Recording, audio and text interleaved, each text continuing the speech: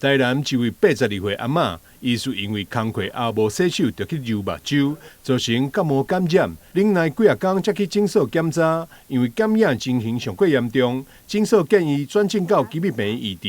经过基密眼科部主治医师林玉轩检查后发现，阿嬷的甲无落落、佮红肿、佮有人等状况，感染情形是非常严重。这是一个82岁的奶奶，那在去年10月的时候，疑似在工作之后，手部没有清洁就去揉眼睛，那几天后就是左眼剧烈疼痛。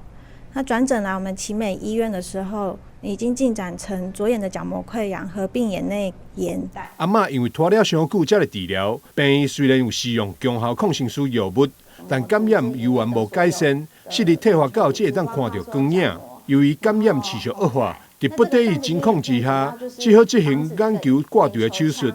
虽然我们紧急的安排住院治疗，然后使用了强效的抗生素，不过他那个疾病进展的还是很快。那最终视力退化到只剩对光有感觉。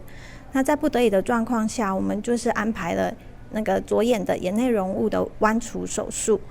那手术之后，所幸那个感染都没有再复发。